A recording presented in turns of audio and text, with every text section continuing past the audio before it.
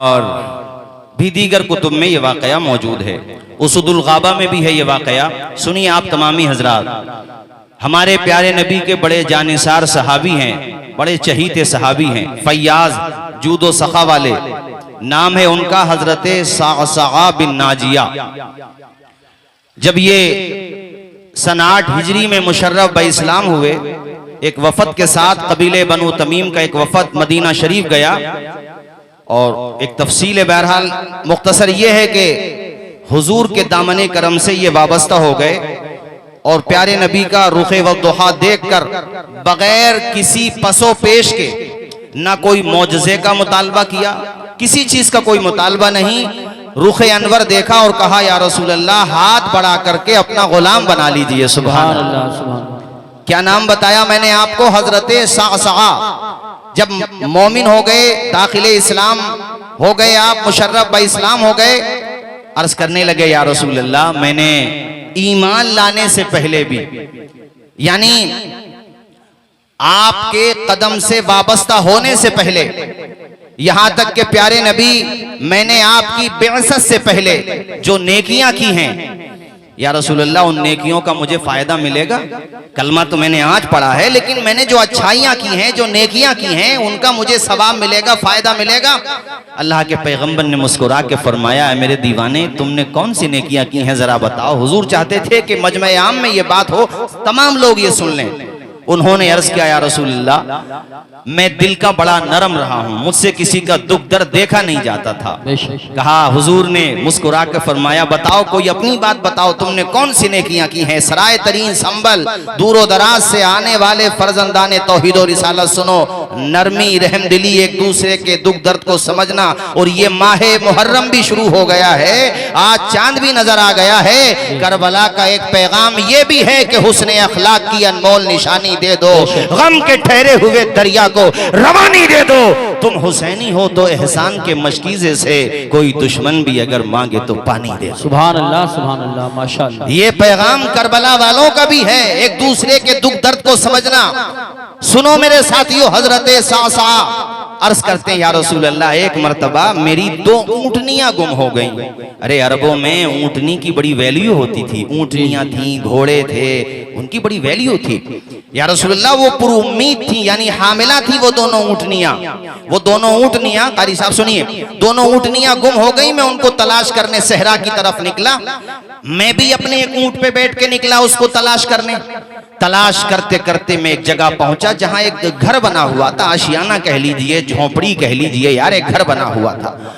कहते हैं या रसूल अल्लाह, मैं वहां पे पहुंचा, उसमें एक साहब बैठे थे, मेरी नजर पड़ी, इतने में मेरी 2 ऊँटनियों पे भी नजर पड़ गई। मेरी 2 ऊँटनियां उनके बाकी जानवरों के साथ चल रही थी। मैंने कहा, ए साहिबे खाना, ये तो मेरी ऊँटनियां हैं, मैंने पहचान लिया इनको। तो मकान मालिक ने कहा, हमें इससे कोई आपत्ति नहीं, आप ही की हैं, आप ले जाइए। आवारा घूम रही थी तो मैंने सोचा किसी की होंगी तो आकर के ले जाएगा, वरना मेरी जिम्मेदारी थी, मैं तो इनके साथ अच्छा सलूक कर ही रहा हूँ। अल्लाह अकबर। हजरत सअसअ सिलसिला कलाम आगे बढ़ाते हुए अर्ज करते हैं, अल्लाह के पैगंबर, अभी हम वहां बैठे ही थे, साहिबे खाना ने कहा कि अंदर से खजूरें और पानी लेकर के आओ, ये हमारे मेहमान हैं, इनकी ज़ियाफत की जाए। हजरत सअसअ कहते हैं या रसूल अल्लाह, मैं खजूरें खा ही रहा था, अभी मैंने थोड़ा सा पानी पिया था कि अंदर से खातून की आवाज आती है। वो खातून कहती है कि तुम्हारे घर में बच्चे की पैदाइश का वक्त करीब आ चुका है। अल्लाह अकबर। हजरत सअसअ कहते हैं या रसूल अल्लाह, मेरे भी कान खड़े हो गए। आखिर माजरा क्या है?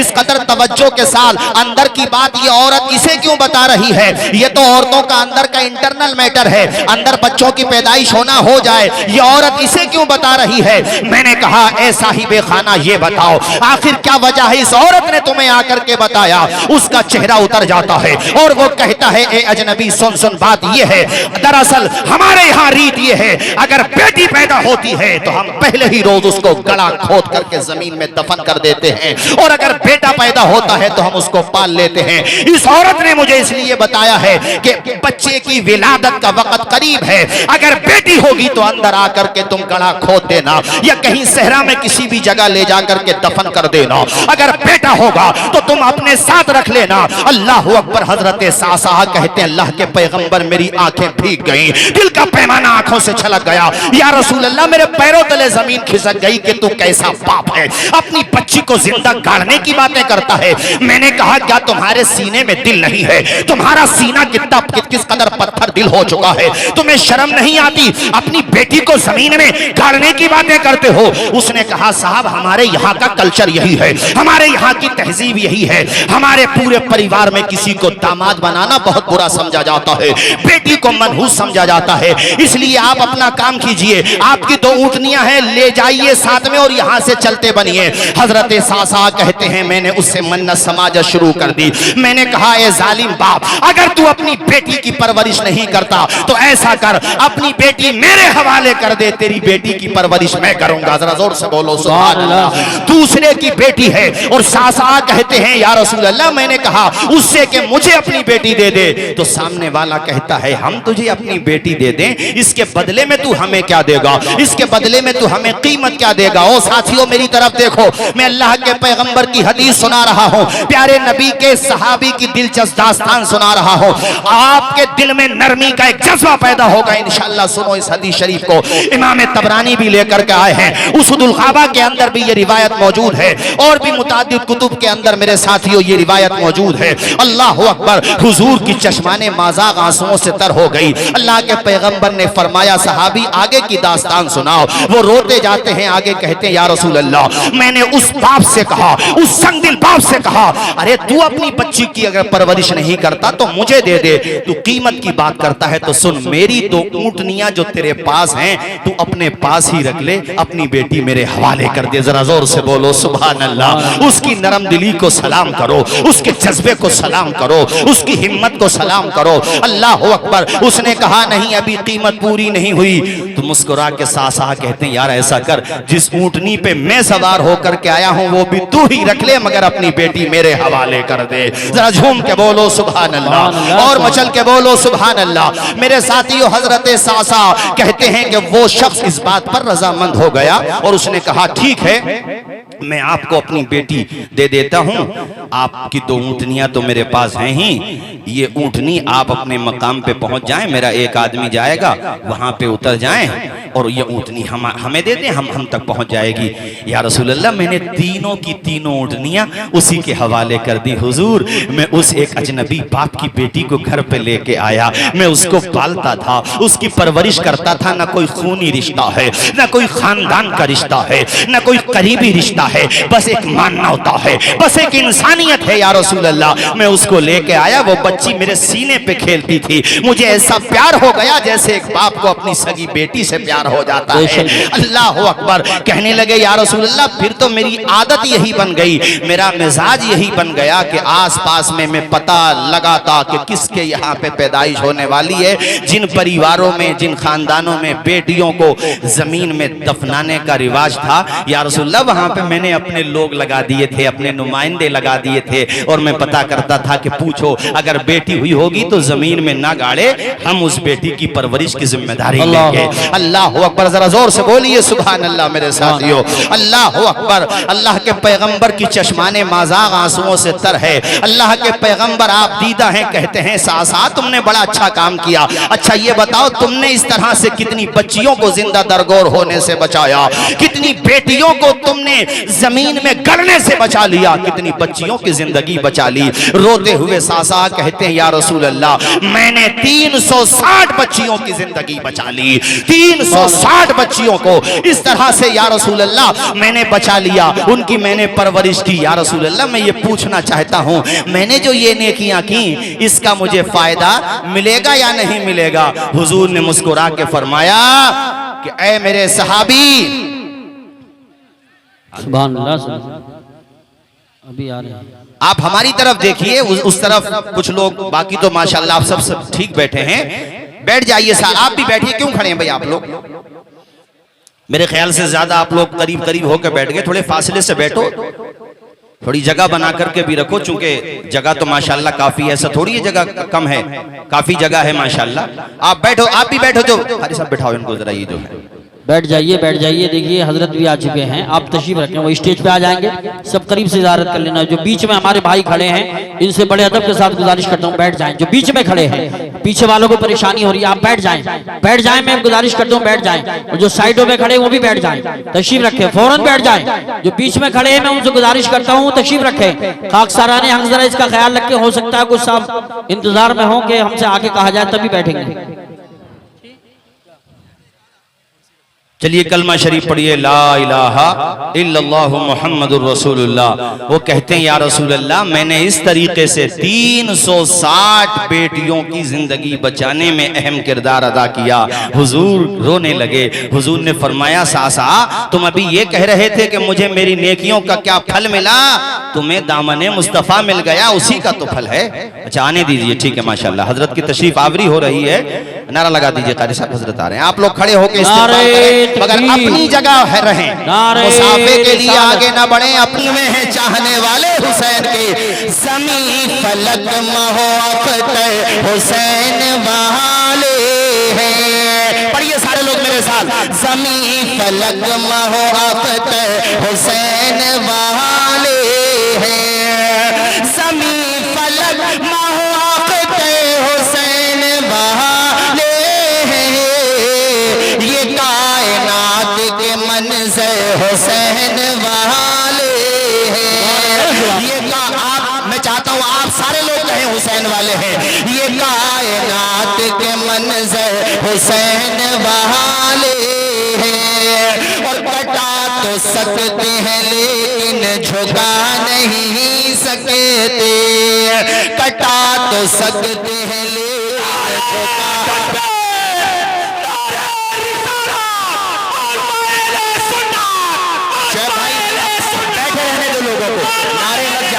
शेख भाई माशाल्लाह भी लगाए नारा, बैठे रहने दो लोगों को। आप कलाम सुनिए, इंशाल्लाह फौरन पेश कर दिया जाएगा।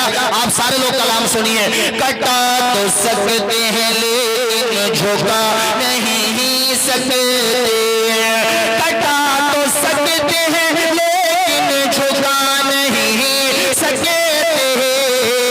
हमारे जिस्म पे सर भी हुसैन वाले हैं, हमारे जिस्म पे सर भी हुसैन वाले हैं। और हवा से कह दो कि आ जाए आंधी यहाँ ले गए, हवा से कह दो कि आ जाए आंधी यहाँ ले गए। मेरे चराग के तेवर हुसैन वाले हैं। हज़रात ये जो लोग खड़े हैं, पीछे जो लोग खड़े हो गए, अभी आपसे कहा था बैठ जाओ, सारे लोग बैठ जाओ। आप कहना क्यों नहीं मानते, बैठ जाइए सारे लोग, बैठ जाइए, खुदा रसूल के वास्ते बैठ जाइए। बस ठीक है, इसी तरीके से बैठ जाइए सारे लोग, बैठ जाइए अपनी अपनी जगह। ये अंजुमन खिदमत मिल्लत के लोगों ने जो ग्राउंड मुंतखब किया था, देख लीजिए वो ग्राउंड भी मुझे छोटा नजर आ रहा है। हर तरफ मुस्तफा जाने रहमत के दीवानों का सैलाब नजर आ रहा है, मगर ये सैलाब पुरसुकून रहना चाहिए। ये सैलाब सुकून के साथ रहेगा तभी तो खिताब हो पाएगा। और अभी तो माशाअल्लाह मखदूम गिरामी हुजूर ताजुल मशाइख के शहजादे जो शाहीन सिफत और बुलंद निगाह अल्हम्दुलिल्लाह जिनके इरादे फौलादी हजरत सैयद अमान मियां साहब क़िबला तशरीफ लाने वाले हैं। और हजरत की तो तशरीफ आवरी हो ही गई है। मैं बहुत जल्दी अपनी तकरीर खत्म कर रहा हूँ। जिस तरह से बैठे हो वैसे ही सुकून के साथ बैठे रहो। मैं ये बता रहा था, इमाम तबरानी ने इस रिवायत को नकल किया जो मैं आपको सुना रहा था। मैं आपको बता रहा था कि हजरत अर्ज करते हैं या रसूल अल्लाह, मैंने 360 बेटियों की जिंदगी बचाई है। अब मुझे बताइए कि मैंने जो ये नेकियां की हैं, आका मुझे इसका फायदा मिलेगा कि नहीं मिलेगा? हुजूर मुस्कुराए और हुजूर ने फरमाया, ऐसा तूने मेरे हाथ पे कलमा पढ़ लिया, ये उसी नेकियों का तो सिला मिल रहा है। तू मेरा गुलाम बन गया।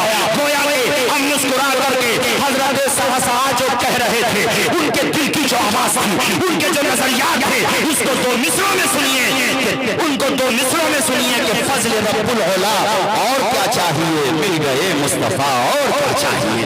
सुभान का दामन, ये मैं रहमदिली के हवाले से सुना रहा था। आखिरी वाकया, फिर मेरी तकरीर खत्म। सीयर व अलामी नुबला में इमाम ज़हबी इस रिवायत को लेकर के आए हैं कि जब हजरत इमाम ज़ैनुल आबिदीन, बोलिए कौन है ज़ैनुल आबिदीन? इमाम हुसैन के शहजादे, जोर से बोलिए किसके शहजादे?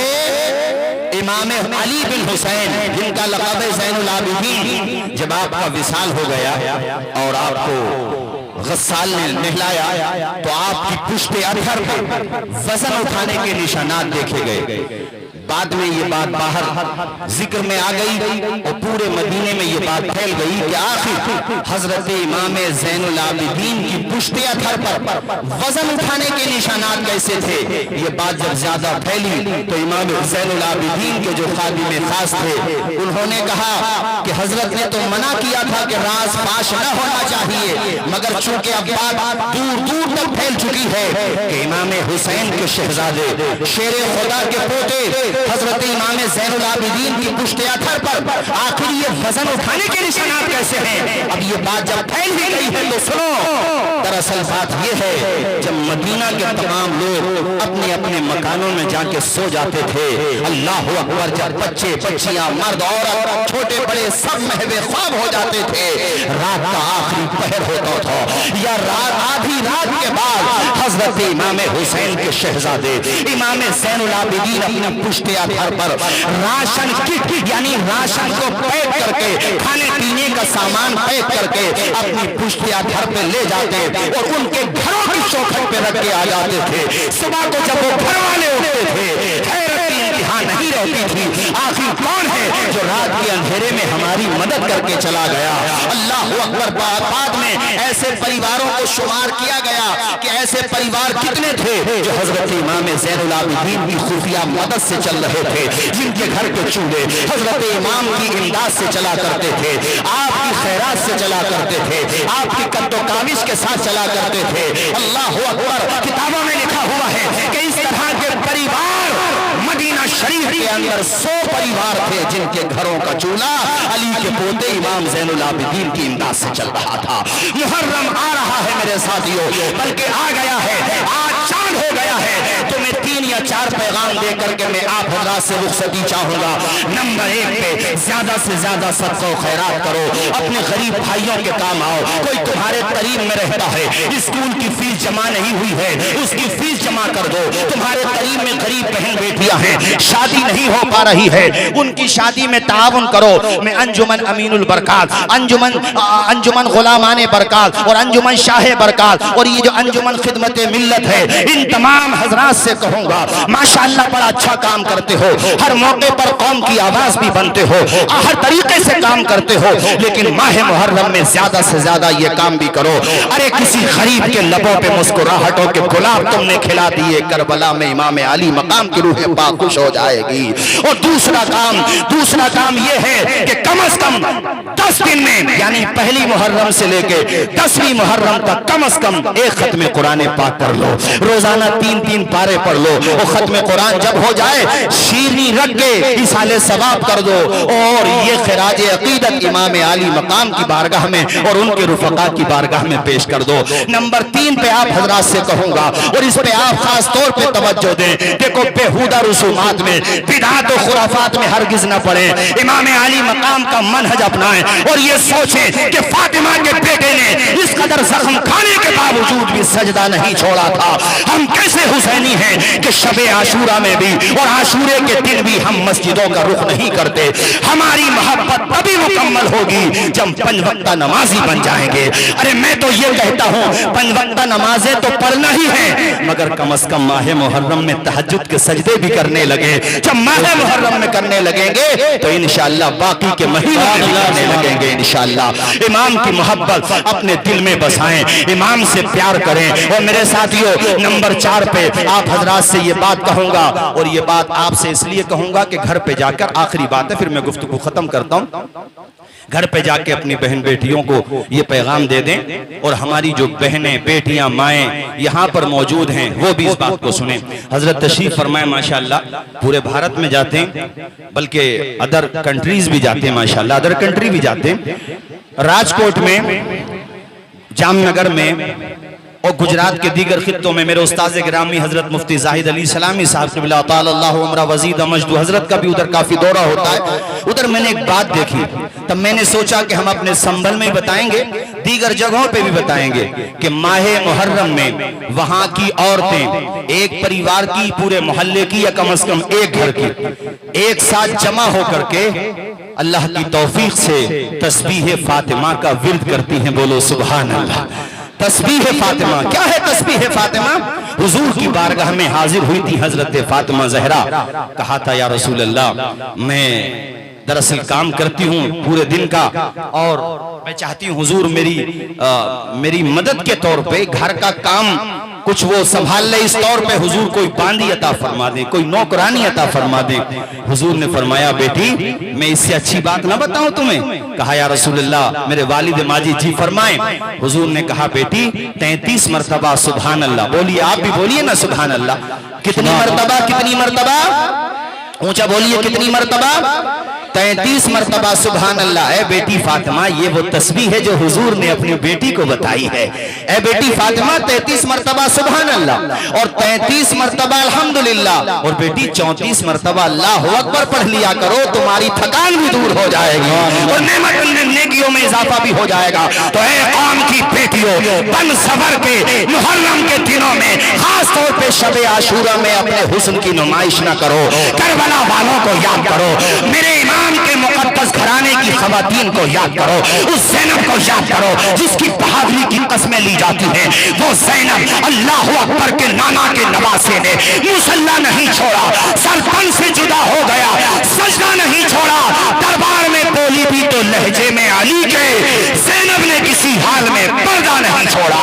ऐ बहनों, अपने घरों में बैठ के तस्बीह फातिमा पढ़ो, कुरान पाक की तिलावत करो, और फिर जिस वक्त भी मुनासिब समझो इसाले सवाब कर दो। ये पैगाम आपकी जिम्मेदारी है, घर घर तक पहुंचाएं, दूर दूर तक पहुंचाएं। अल्लाह ताला हम सबको हुस्न अमल की तौफीक अता फरमाए। मैंने जो बातें कही, अगर कोई बात खिलाफ शरा निकली हो, मैं भी कलमा पढ़ता हूं, मेरे साथ आप भी पढ़ लीजिए। ला इलाहा, पूरा वजह पढ़िए, ला इलाहा इल्लल्लाहु मुहम्मदुर रसूलुल्लाह सल्लल्लाहु तआला अलैहि वसल्लम व मा अलैना इल्लल बलाग। अस्सलाम वालेकुम।